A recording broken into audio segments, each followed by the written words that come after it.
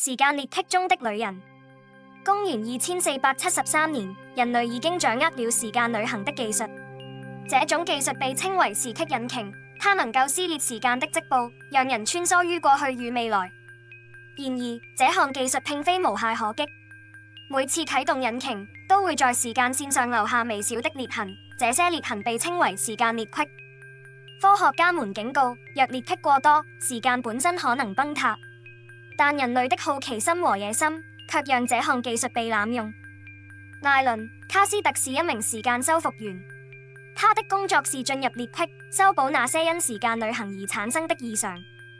他的頭盔上有一個小型顯示器，上面不斷跳動着數據、裂隙的穩定性、時間流的偏差值，以及它能停留的倒計時。每一次任務都是一場與時間的賽跑。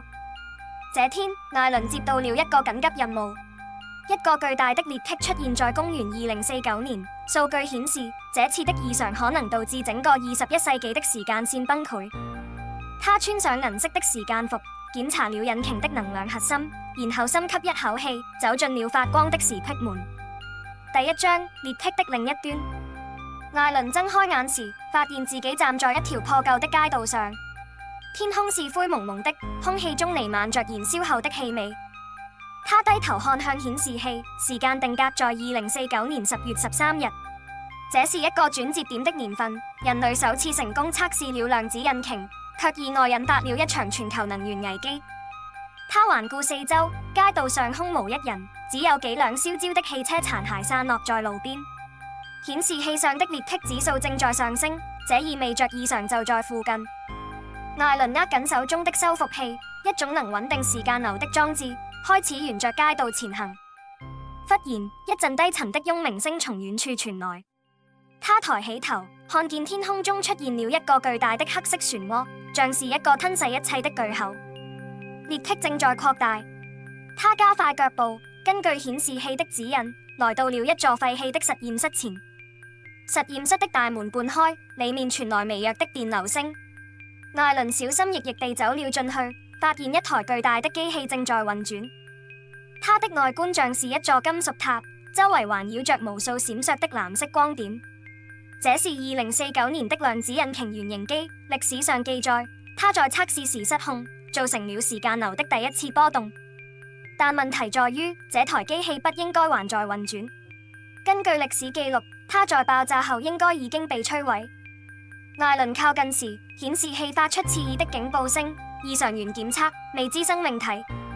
他猛地轉身，看到一個模糊的身影站在實驗室的陰影中。那身影緩緩走進光線，露出一張蒼白的臉。艾倫凝住了，那張臉和他自己的長得一模一樣。第二章，另一個自己。你是誰？艾倫握緊修復器，聲音中帶着警惕。對方笑了笑，聲音低沉而熟悉。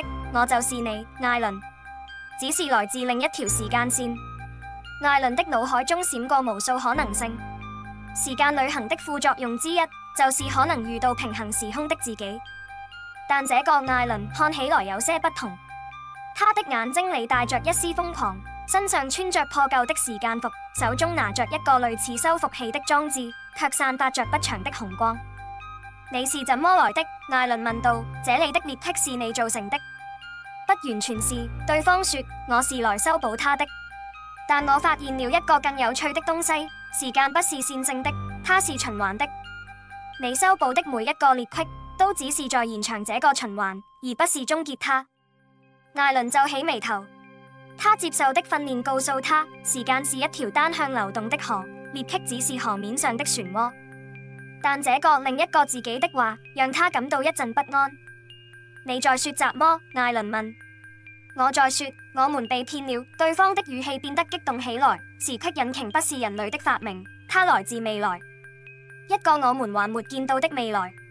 他們故意讓我們使用它，製造裂隙，然後派我們這些修復員去清理。他們在利用我們。艾倫搖搖頭，試圖保持冷靜。這不可能。我的任務是修補裂隙，保護時間線，這是我的職責。職責？對方冷笑。你知道每次修補裂隙，你的壽命會縮短多少嗎？每次穿越，你的細胞都在崩解。你沒感覺到嗎？頭痛、疲倦、記憶模糊，這就是代價。艾倫沉默了，他確實感覺到身體越來越虛弱，但他一直以為那是任務的壓力。現在聽到這些，他開始懷疑。第3章：時間的真相。另一個艾倫走近量子引擎，將手中的紅色裝置插入機器的核心，引擎發出一陣劇烈的震動，天空中的黑色漩渦開始縮小。艾倫的顯示器上的裂隙指數也在下降。你在做雜麼？艾倫問。我在關閉它，對方說，這台引擎是裂隙的源頭，只要摧毀它，這條時間線的異常就會消失。但這會改變歷史，艾倫喊道。2049年的能源危機是人類進步的起點。如果沒有它，時隙引擎就不會被發明，我們就不會存在。